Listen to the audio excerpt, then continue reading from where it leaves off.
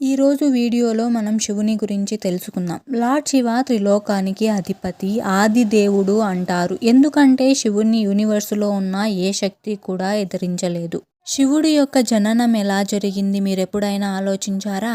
అలాగే శివుడు తల్లి ఎవరు? తన తండ్రి పేరు ఏంటి? శివుడు ఎవరి దగ్గర శిక్షణ తీసుకున్నాడు? అలాగే శివుడు గురువుగా ఎవరికి శిక్షణ ఇచ్చాడు? ఇలాంటి ఎన్నో ప్రశ్నల గురించి ఈ వీడియోలో తెలుసుకుందాం. అందుకని ఈ వీడియోను ఎక్కడా స్కిప్ చేయకుండా చూడండి. ముందుగా శివపురాణంలో శివుడు జన్మకి సంబంధించిన ఒక కథను తెలుసుకుందాం. శివపురాణం ప్రకారం భగవంతుడు అయిన శివుణ్ణి స్వయంభూ అంటారు. అంటే అర్థం శివుడి యొక్క జన్మ అనేది స్వయంగా జరిగింది. శివుడికి తల్లిదండ్రులు లేరు అని అర్థం చేసుకోవాలి. అందుకే శివుడు పంచభూతాలని కంట్రోల్ చేయగలడు. దీనివల్ల శివుడికి మృత్యు అనే భయం కూడా లేదు. శివుడికి చావు అనేదే లేదు. ఇప్పుడు విష్ణు పురాణంలో చెప్పిన భగవంతుడు శివుడు యొక్క జన్మకి సంబంధించిన ఇంకొక కథను గురించి మాట్లాడుకుందాం. విష్ణువు పురాణం ప్రకారం విష్ణువు నాభి నుంచి వచ్చిన తేజస్సు కారణంగా శివుడు జన్మ జరిగింది. విష్ణు నాభి భాగం నుండి బ్రహ్మ ఉద్భవించాడు. అయితే విష్ణు జన్మ గురించి శివపురాణంలో ఉంది. శివుడు ధ్యానం చేస్తూ రుద్రాక్షమాలను లెక్కిస్తున్నప్పుడు ఒక రుద్రాక్ష నుంచి విష్ణువు జన్మిస్తాడు. ఇక్కడ మీరు గమనించినట్లయితే విష్ణు పురాణం మరియు శివపురాణం ఒకదానికొకటి పూర్తి వ్యతిరేకంగా ఉన్నాయి.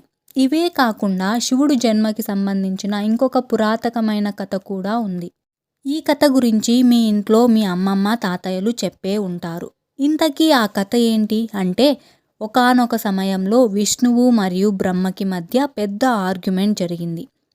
ఆ ఆర్గ్యుమెంట్లో ఈ యూనివర్సులో ఎవరు గొప్ప అనే మాటలతో గొడవ పడడం మొదలుపెట్టారు.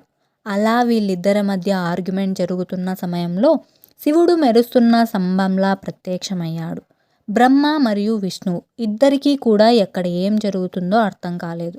అప్పుడు సడన్గా ఒక శబ్దం వినిపించింది. మీలో ఎవరు అయితే ఈ స్తంభం యొక్క పై భాగాన్ని కనిపెడతారో వాళ్ళే గొప్ప అనే మాట వినిపించింది. అది విన్న వెంటనే బ్రహ్మ ఒక పక్షిలాగా మారి పైకి ఎగరడం మొదలుపెట్టాడు.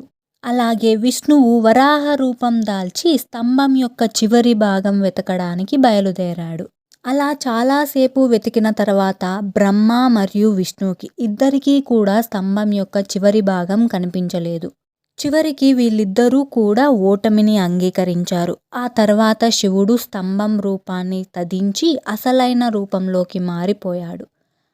అది చూసిన బ్రహ్మ విష్ణువులకి ఈ యూనివర్సులో అత్యంత శక్తివంతుడు శంకరుడే అని కనువిప్పు కలిగింది. శివుడిని మించిన శక్తి ఏమీ లేదని నమ్మారు. ఆ కథ ద్వారా శివుడికి అంతం లేదని అర్థమవుతుంది. అందుకే శివుణ్ణి స్వయంభూ అంటారు. అంటే భగవంతుడైన శివునికి అసలు అంతమనేదే లేదు. ఎందుకంటే శివుడు అమరుడు. శంకరుడికి సంబంధించిన ఇంకొక ప్రసిద్ధి విషయం గురించి కూడా మాట్లాడుకుందాం. బ్రహ్మ శివుడికి తండ్రి ఎలా అవుతాడు? ఈ కథ ప్రజల మధ్య చాలా ప్రసిద్ధి చెందింది. ఒకవేళ ఈ కథ నిజమైతే అసలు ఏ విధంగా శివుడు బ్రహ్మకి పుత్రుడు అవుతాడు? ఈ ప్రశ్నకు సంబంధించి విష్ణు పురాణంలో ఒక కథ కూడా ఉంది. విష్ణు పురాణం ప్రకారం భూమి, ఆకాశం అలాగే ఈ పూర్తి యూనివర్స్ నీటిలో మునిగిపోయి ఉంది. ఆ సమయంలో విష్ణువు తప్ప ఇంకెవ్వరూ కూడా లేరు. ఆ సమయంలో కేవలం విష్ణువు మాత్రమే నీటి మీద తేలుతూ ఉన్నాడు. ఆ తర్వాత విష్ణు నాభి నుంచి ఒక కమల పుష్పంలో బ్రహ్మ జన్మిస్తాడు. బ్రహ్మ, విష్ణువు ఇద్దరూ కూడా ఈ యూనివర్స్ గురించి మాట్లాడుతున్నప్పుడు మధ్యలో శివుడు ఉద్భవించాడు. అప్పుడు బ్రహ్మ శివుణ్ణి గుర్తుపట్టలేదు. అప్పుడు శివుడు అక్కడి నుంచి మాయమైపోయాడు. ఇదంతా గమనించిన విష్ణువు బ్రహ్మకి దివ్య దృష్టిని ప్రసాదించి శివుడు గురించి గుర్తు చేశాడు.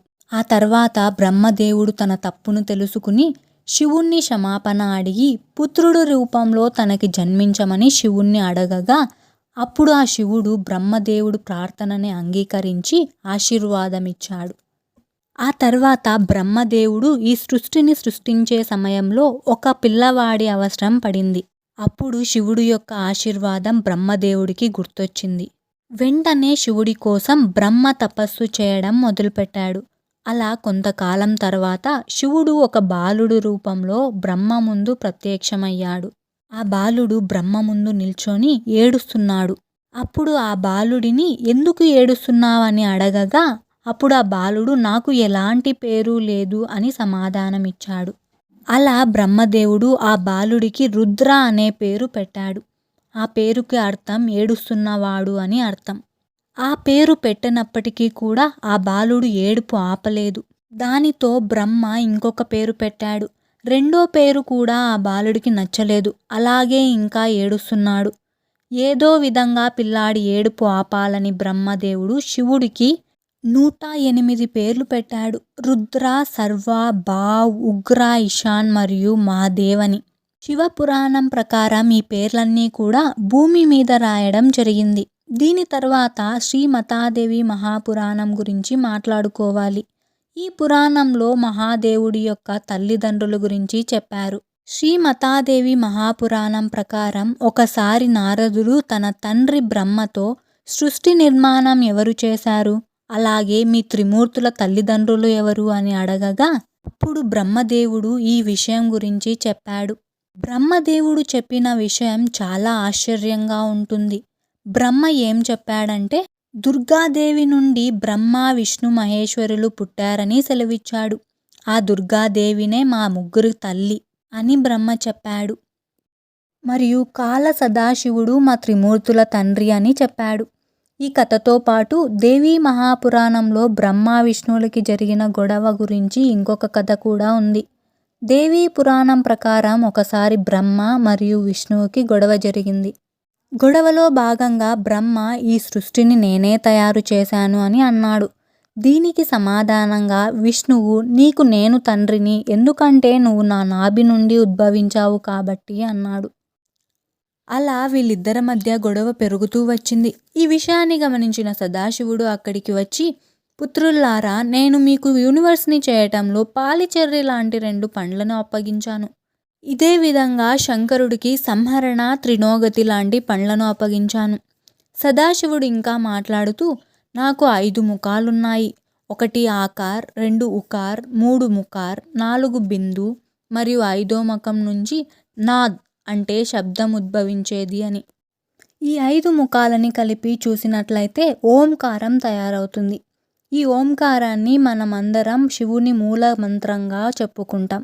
సదాశివుడు ఇంత చెప్పిన తర్వాత శివుడు కంటే బ్రహ్మాండంలో ఎవ్వరూ కూడా శక్తివంతులు కారని బ్రహ్మ మరియు విష్ణువులకు అర్థమైంది. దాంతో ఇద్దరూ కూడా శివునికి ప్రణామాలు చేశారు. ఇప్పటి వరకు శివుడు గురించి ఎన్నో విషయాలను తెలుసుకున్నాం. అయితే శివుడు ఎవరి దగ్గర శిక్షణ పొందాడు, శివుడి యొక్క గురువు ఎవరు అనే విషయం గురించి తెలుసా? మీలో కొంతమందికి ఈ విషయం గురించి తెలిసే ఉంటుంది. శివుడు పూర్తి విశ్వానికి గురువుగా చెప్పుకుంటారు. అయితే ఇక్కడ ప్రశ్న ఏంటంటే శివుడు ఎవరికి గురువుగా శిక్షణ ఇచ్చాడు? హిందూ పురాణాల ప్రకారం ఈ విశ్వానికి బ్రహ్మ మరియు శంకరులు ప్రధాన గురువులు అవుతారు. వీళ్ళిద్దరూ కూడా ఈ సృష్టిని తయారు చేశారు. బ్రహ్మదేవుడు తన మానసపుత్రులకు శిక్షణ ఇచ్చారు. అలాగే శివుడు తన జ్ఞానాన్ని 7 శిష్యులకు ఇచ్చాడు. అంటే శివుడు 7 శిష్యులకు గురువుగా చెప్పుకోవచ్చు. ఆ 7 శిష్యులను ఈరోజు మనం సప్త ఋషులు అని పిలుస్తుంటాం. వీడియోలో శివుడి జన్మ గురించి ఎన్నో విషయాలను తెలుసుకున్నాం. ఈ వీడియో మీకు నచ్చినట్లయితే లైక్ చేయడం, షేర్ చేయడం మర్చిపోకండి. మరెన్నో వీడియోస్ కోసం మన ఛానల్ని సబ్స్క్రైబ్ చేసుకోండి. Thank you.